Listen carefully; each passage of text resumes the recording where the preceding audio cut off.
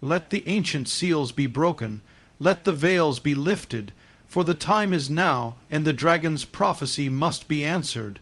From the very beginning, the rise of the dragon was foretold. It was spoken in the ancient days, in the gardens of innocence, when the serpent whispered his first lie, and the world trembled under the weight of rebellion.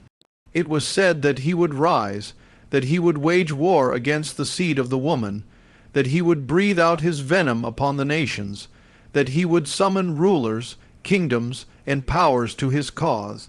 The dragon would gather strength, he would raise up beasts, he would speak blasphemies against the heavens, he would seek to wear out the saints, to break down the walls of righteousness, and to flood the world with deception.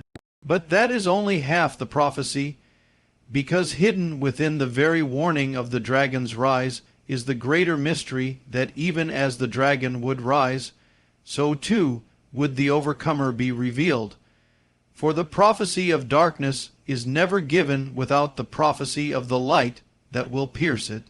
The enemy's roar only sets the stage for the triumph of the righteous. Long before the dragon took his first breath of defiance, the Lamb had already been slain in the mind of God. Long before the first crown was placed on the dragon's brow, the King of Kings had already been crowned with glory. Long before the dragon declared war, the victory of the overcomer had been sealed in eternity. You were born into this world not to cower before the dragon's shadow, but to fulfill the ancient decree that the offspring of the woman would crush the head of the serpent. You are not an accident.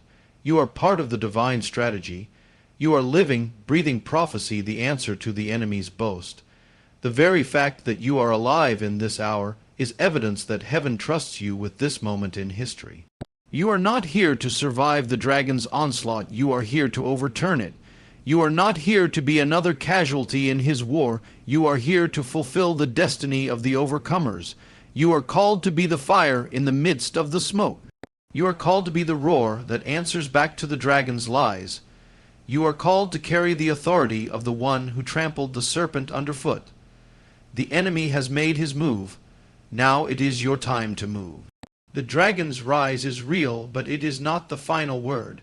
The final word belongs to the overcomers, to those who refuse to bow, who refuse to break, who overcome him by the blood of the Lamb, by the word of their testimony, and who love not their lives even unto death.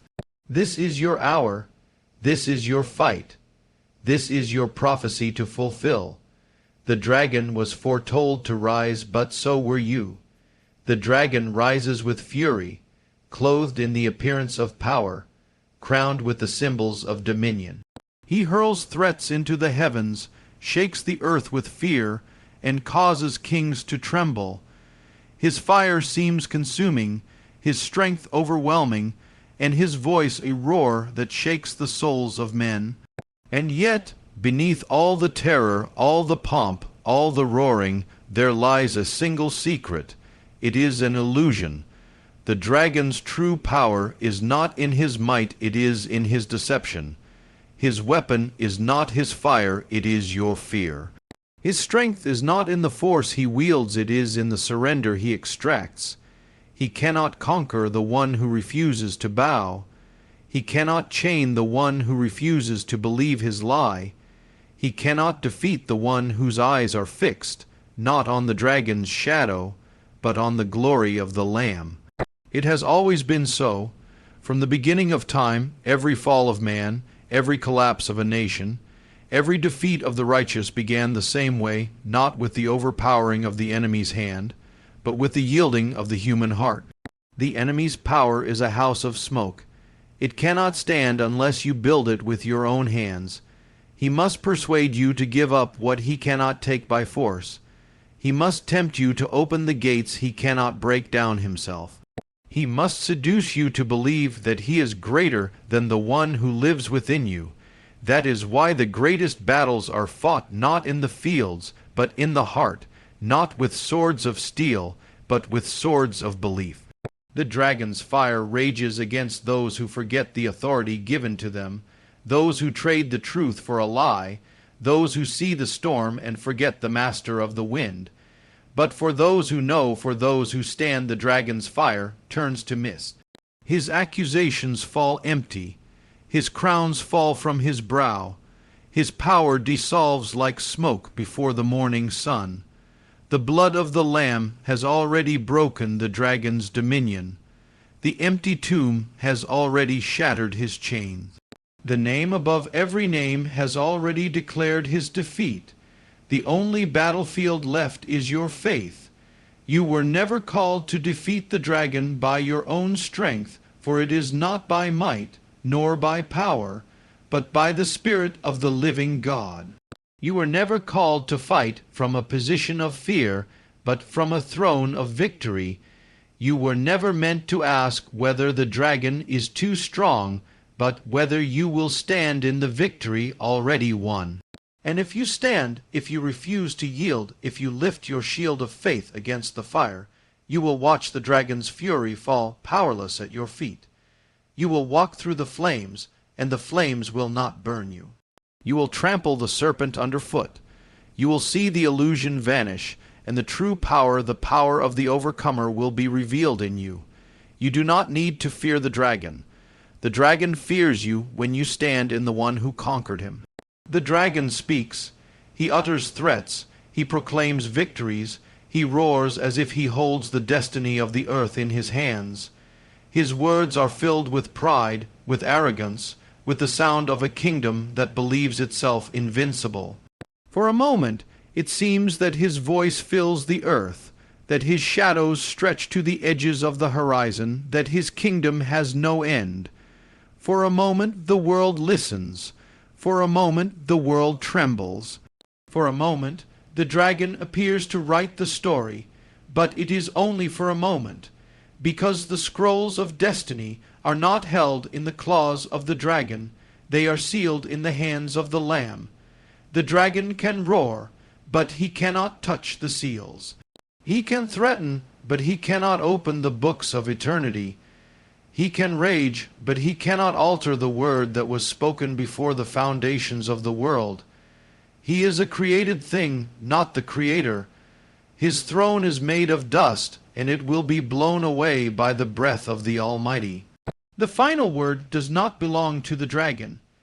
It belongs to the Lamb who was slain, and yet who lives, the Lamb who bears the scars of the cross and the glory of resurrection. It belongs to the one who overcame not by sword or by fire, but by the power of relentless love, by the sacrifice of himself, by the blood poured out for the redemption of the world. The dragon said, I will ascend, but he was cast down.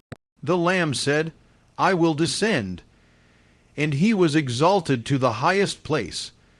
The dragon sought to devour the child, but the child was caught up to the throne.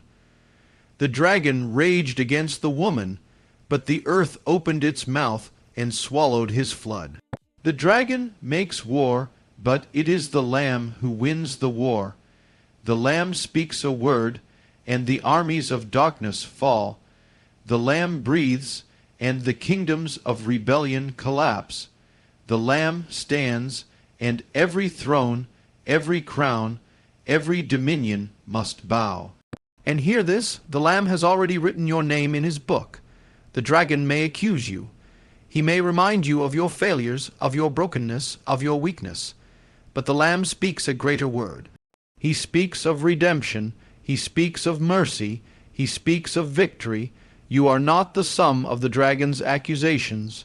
You are the fulfillment of the Lamb's promise. And so the end of the matter is not the dragon's triumph, it is his fall. It is not the victory of darkness, it is the dawning of an unending light.